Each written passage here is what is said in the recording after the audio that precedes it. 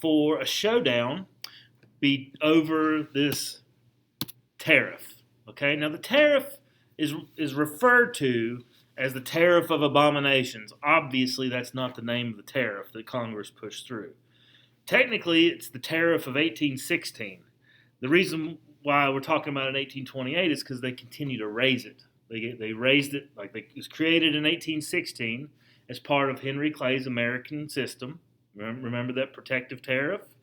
And then 1824 it gets raised, and then again they're trying to raise it again in 1828 to the point where it becomes abominable to which people really dislike it. From where? The people from where really dislike it? People from the South really dislike it because it's almost like they have to pay to benefit the North because the tariff increases prices on imported goods, and so they're the ones that are paying those prices. And also, whenever foreign countries retaliate with tariffs, it increases the price of their goods as well that they are exporting. So the South calls this abominable, and the person who really takes the lead in opposing the tariff of abominations is a man by the name of John C. Calhoun. John C. Calhoun. And that's a picture of him here. This is John C. Calhoun. He is from South Carolina, and he opposes Andrew Jackson. All right? Andrew Jackson, what is his office at the time of this nullification crisis, of this tariff of abominations? He's the President of the United States. What is John C. Calhoun's position? Anybody know? He is Vice President of the United States. So literally, two members of the executive branch of the United States are having bitter disagreement over the tariff of abominations. Okay? So the people who what the people of South Carolina wanted to do is nullify it. What does the word nullify mean?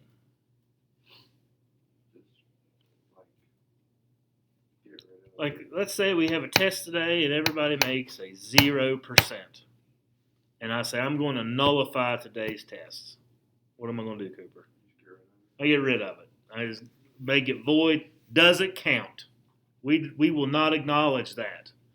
So what is John C. Calhoun and people from South Carolina, what are they wanting to do to the tariff? Nullify it. This does not exist in our state. Okay? So people who wanted to get rid of it are called nullies. They're called nullies because they want to nullify it. And in order to do this, they felt like if they could muster enough vote in their state legislature to say that this law that the federal government is putting on us is not fair, it's unconstitutional, and so therefore we are not going to adhere to it. And if we can get together and have, 2/3 of our state legislature vote against it, then we should be able to nullify this national law. Okay? What do you guys think about that? If a state feels so strongly against a federal law that they don't want to adhere to it, should they be able to? How do you guys feel about that? Yeah? Anybody say no? Okay, well, this is a fundamental argument in America up to this day. It's an argument between national government's rights versus states' rights. If you feel the national government's rights are more supreme, then you would be on the side of Andrew Jackson. Whereas if you feel like it's a states' rights issue, you would be on the side of John C. Calhoun. National rights versus states' rights. Okay, so South Carolina, they nullify it. Okay, it goes through, they're able to nullify it, the nullies are successful, and people from South Carolina, they were able to push it through their state legislature, and then they just stopped recognizing the tariff. Now, knowing what we know about Andrew Jackson, Tell me about his personality.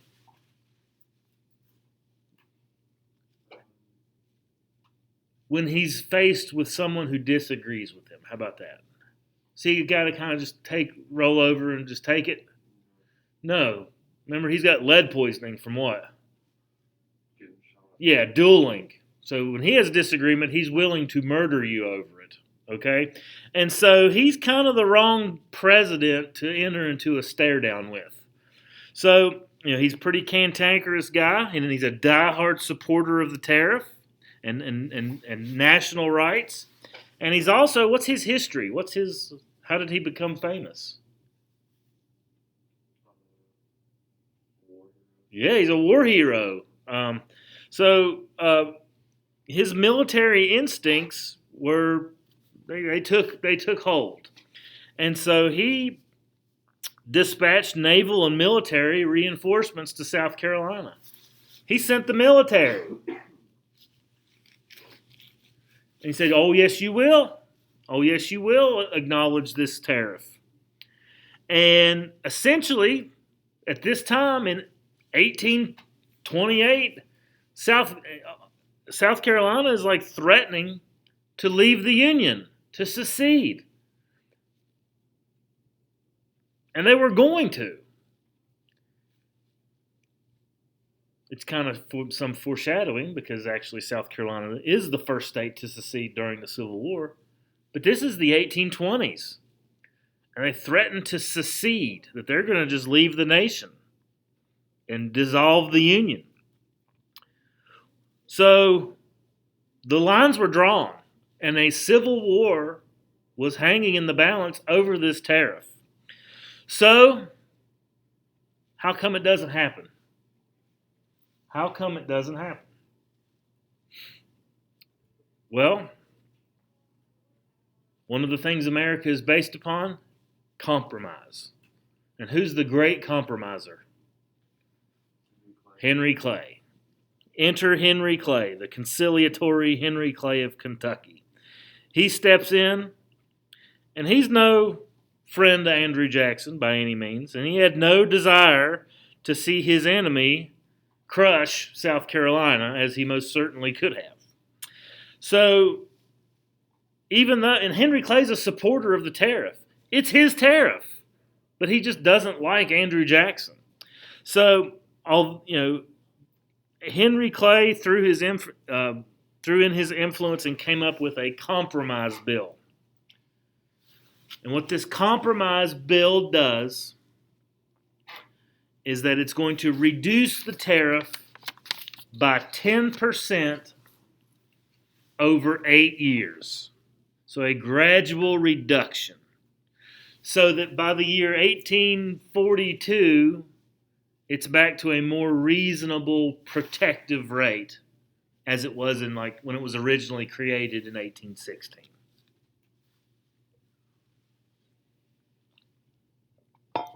And this compromise bill squeezes through Congress, and it kind of appeases both sides. Because who likes to compromise? Nobody. I want to get my way. You want to get your way. But in order to prevent us from killing each other, sometimes we have to find a middle ground. And that's what compromise is all about. So, South Carolina no longer secedes. Andrew Jackson recalls the troops, and Henry Clay compromises and keeps our nation held together as it almost nearly falls apart. Okay? Even our experiment in democracy is still going on, as we've come close to failure several times, and this is just one of those examples. Okay? So questions on the nullification crisis. All right. Moving right along. All right. The Indian Removal Act. Okay, so before we get to the act itself, we have to talk about some things that lead up to it. Andrew Jackson and the Democratic Party was committed to westward expansion. But such expansion meant more confrontation with the current inhabitants of that land. And at this time, more than 125,000 Native Americans, like 1/8 Native Americans, still lived in the forests and the prairies east of the Mississippi River.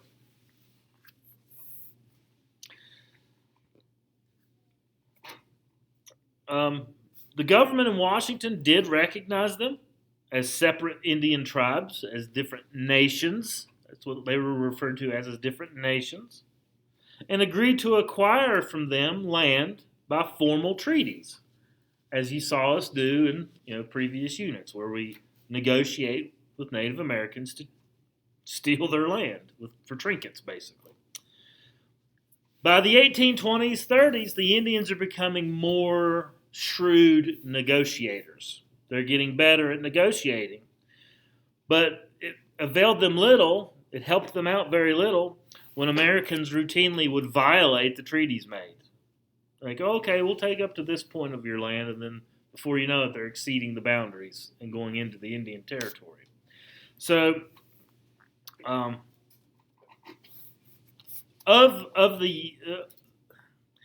many of the tribes resisted against the white people infiltrating into their land. Many of them resisted. Some, however, tried to, they said, if you can't beat them, join them. And some of those tribes become known as the 5 civilized tribes. The 5 civilized tribes. Can you guess what they are? There's 5. Obviously, there's 5 of them. And what makes them civilized? Well, what makes them civilized, I put civilized in quotation marks here, is they abandon their culture, basically, and adopt American culture. Speaking English, becoming Christian, no longer wearing like buckskins, but wearing manufactured clothing from a textile mill. Even adopting laws and governments like Americans do, all right? And that's what makes them the 5 civilized tribes. And some of them were, can anybody name any of them? Cherokee, Creeks, Choctaw, Choctaw, Chickasaw, spelled just like it sounds, Chick-a-saw, and Seminole. They were tagged by white people as the 5 civilized tribes. These people abandoned their semi-nomadic way of life and began large-scale agriculture, opening schools, adopting Christianity. The Cherokee even made their own alphabet so that they could translate their language into English easier. They created a written legal code with a written constitution. Some Cherokee even became prosperous cotton planters that owned slaves. Sounds pretty American, doesn't it? And all this embrace of civilization, is it going to be good enough for white people to say that you are equal to me, even though they've adopted almost every aspect of their culture? No.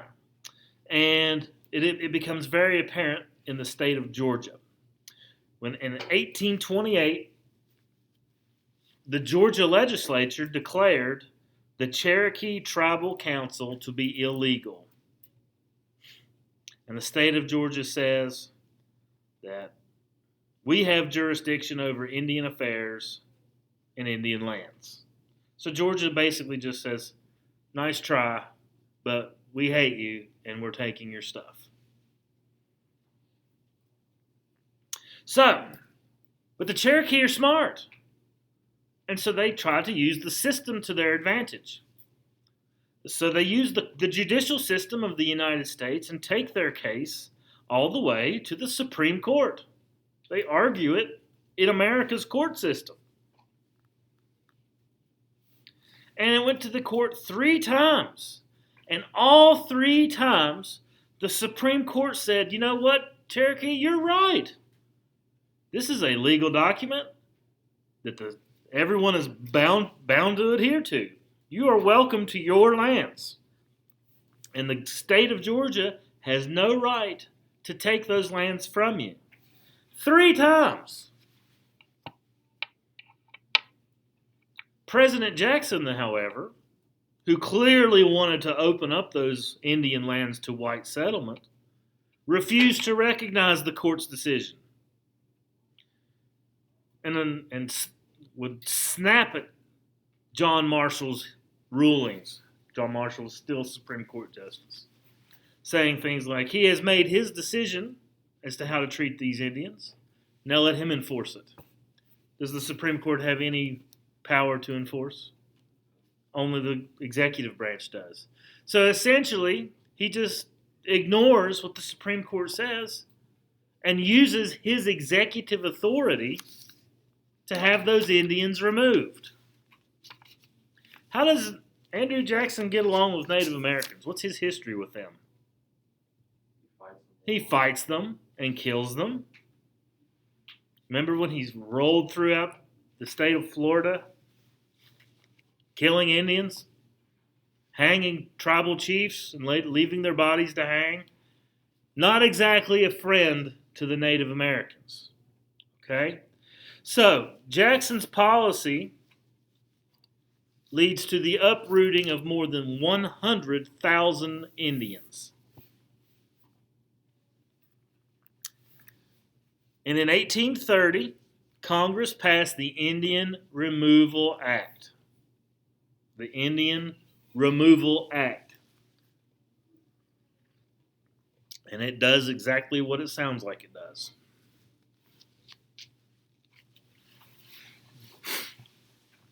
If you are a Native American person in 1830 that resides east of the Mississippi River,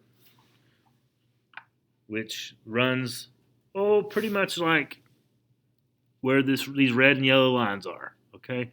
All the way up to here. This is the Mississippi, and it dumps into the Gulf of Mexico at the city of New Orleans.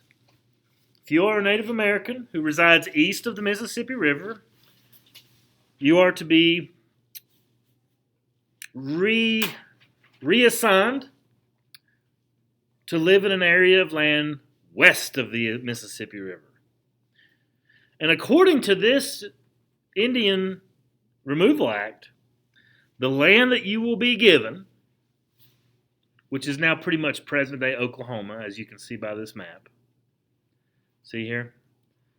It was called Indian Territory. And according to the Indian Removal Act, this land will permanently be free. And no white people will ever set foot there. You guys ever been to Oklahoma? There's a few white people. And not very many Native Americans. So sorry to spoil it for you in the future. But what do we end up doing with this agreement we made with them too? We break it and ignore it, as there's not very many Indians at all left. So,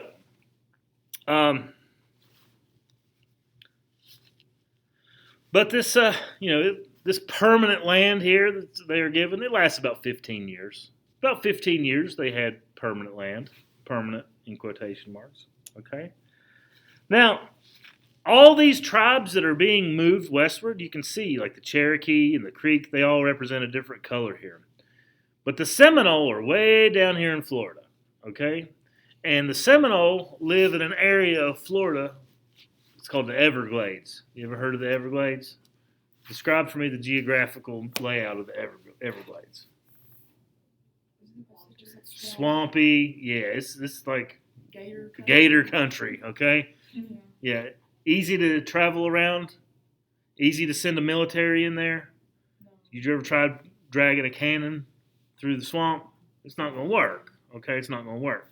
So the Seminole were pretty successful in resisting. And the tribal chieftain of the Seminole was a guy named Osceola. Osceola, Osceola. Osceola. So the Seminole Indians, they joined, a lot of slaves that escaped slavery, they would escape into the Everglades swamps of Florida and live amongst the Seminole Indians. And they would just hide out in the swampy Everglades. And for 7 years, from 1835 to 1842, these free slaves and the Seminole Indians waged a bitter guerrilla warfare against American military. But ultimately it ends with the death of, or with the capture, I should say, of Osceola. And the Seminole are forced to basically give up. And as you can see, they too are moved westward. But they do resist. And they are also moved to present-day Oklahoma. Okay? Now, in order to make this happen, how are you going to get 150,000 people to move? We're not talking 150,000 soldiers, 150,000 strong men. We're talking 150,000 citizens. Men, women, children, grandmas, grandpas, sick people. How are you going to do this? Well, by force. You point a gun at their back and tell them to walk. How far are they walking? Just from like here to Sophia, right? No, they're walking hundreds, thousands of miles, depending upon where you are. If you look, imagine you're here in Georgia. You got to walk across Alabama, across Mississippi, across Louisiana. And then, once you do that, once you cross the Mississippi River, then you still have to get to Indian Territory. This is no small feat. It is difficult. It is difficult for an able-bodied person to do. Okay? So this forced march that was done by the United States military to these Native American people has a name. It's called the Trail of Tears. The Trail of Tears. And you might imagine why it's called that. Because of the thousands of people who died having to walk this great distance, dying of disease, exhaustion, exposure to the elements. I mean, just imagine being 9 months pregnant, giving birth on the Trail of Tears, and then carrying your baby the rest of the way. That's not an uncommon story. Or being an elderly person or a person who's disabled. It's difficult. It's difficult. It was not uncommon for when somebody just fell over dead and your family wanted to stay there with them, they would just leave them lay. Keep on moving. That's the United States military doing that. Okay? So it's definitely a black eye on our history, as we have many when it comes to dealing with minority populations. Okay? But we did talk about how Osceola, he resisted in the fighting in the Florida Everglades. Okay? All right, so this is just some kind of domestic relations, but Andrew Jackson also has some economic affairs that he has to deal with, and one of the things that he does is the bank war. And Andrew Jackson was by no means a fan of the Bank of the United States. The Bank of the United States, which was created out of the American system, remember, to provide credit for people. He did not hate all banks. He did not hate all businesses.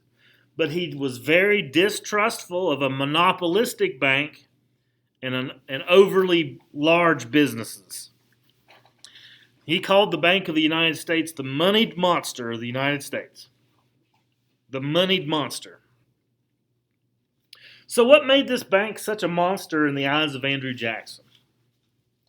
Well, the national government minted gold and silver coins, but really did not issue much paper money the way it does today. I have paper money.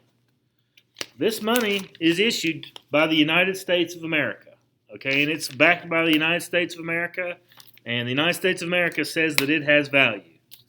That's not how it used to be. The United States of America would only minted gold and silver coins that had value because they were made of gold and silver. This money is not made of gold and silver. It's made of cotton, actually. So it's not technically in its weight, it's worthless. but the government says it has worth today, and that's why we trust it. That's not how it was here. At this time, individual banks would print paper notes, and those banks would say that this has value. All right? So, obviously, the value of these paper notes for each bank is going to fluctuate with the health of that bank and the amount of money printed. If they print too much, it becomes less worth, it becomes having less worth. If they don't print enough, it becomes more valuable. Okay, inflation and deflation. So, that being said, are private bankers very powerful? Yeah, they're basically pulling the strings on the economy. So they had considerable power over our nation's economy, and the most powerful of all of those private banks was the Bank of the United States. And its bank president was a man by the name of Nicholas Biddle. Nicholas Biddle. In many ways, this bank acted like a fourth branch of government. The monetary branch, maybe. It was the principal depository of all the funds of our national government. It controlled much of our nation's gold and silver. It was a source of credit and stability. And it was a very useful part of our nation's expanding economy. But the Bank of the United States is a private institution. It was not accountable to the citizens of the United States. The only thing they're accountable to is their pocketbooks. So, its president, Nicholas Biddle, he had an incredible amount of power over our nation's financial affairs. Enemies of the bank, like Andrew Jackson, they called him Tsar Nicholas I. So, who might be opposed to this Bank of the United States? Obviously, we know Andrew Jackson, and we know why he's opposed to it. But what about the common American citizens? What types of common American citizens would be opposed to it? How about people that live in western frontier farms? Why would they be disliking of this Bank of the United States?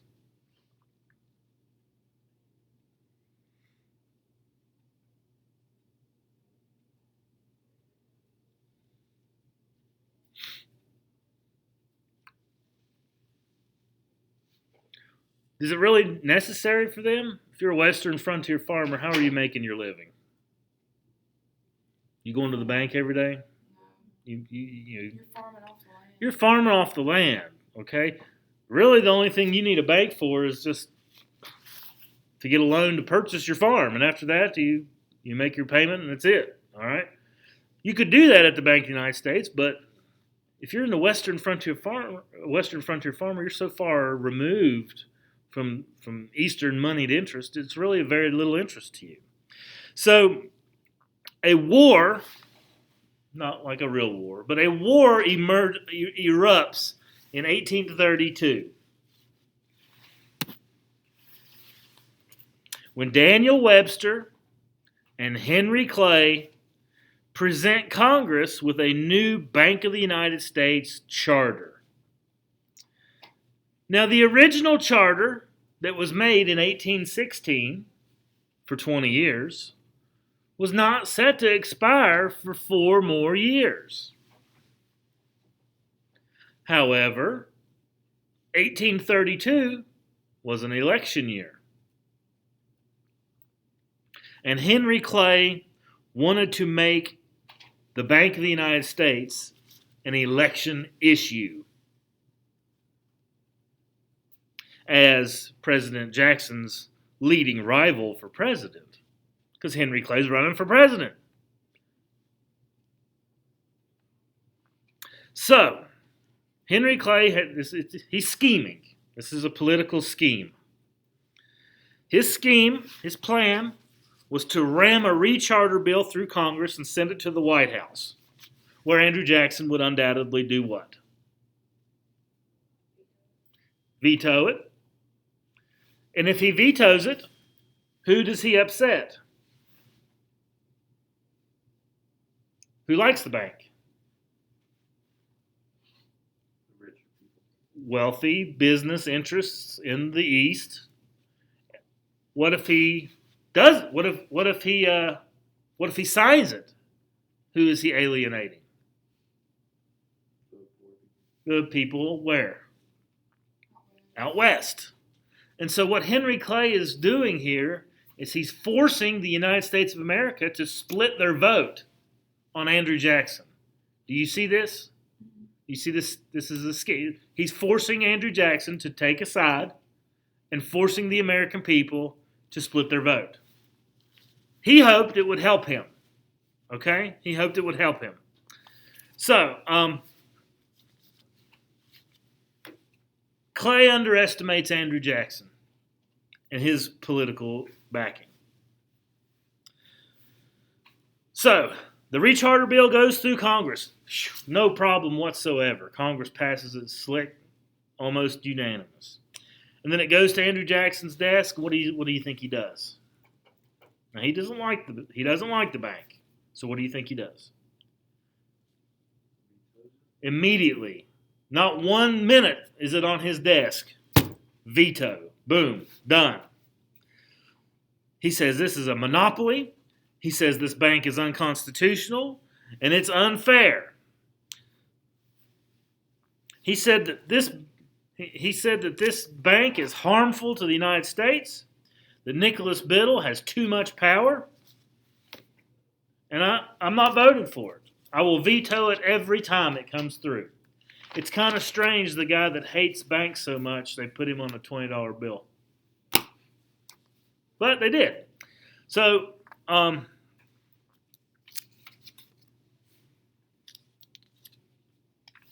Henry Clay's political instincts kind of fail him here.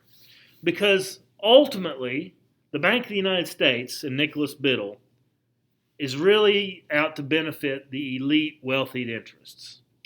And the Bank of the United States doesn't really go a long way in helping the common man.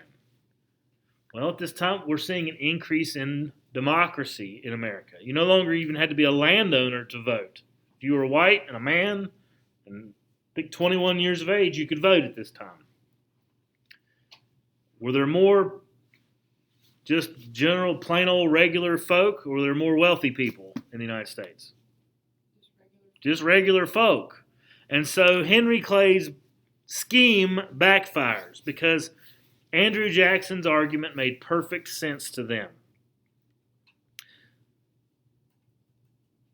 So, when the election of 1832 rolled around, and Henry Clay and Andrew Jackson went into electoral combat,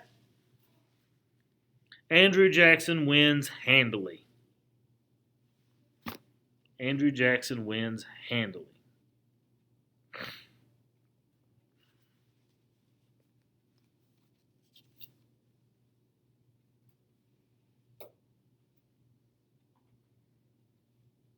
Okay. And we'll discuss some reactions that come out of this election tomorrow. If you guys at home have questions, don't hesitate to shoot me a message.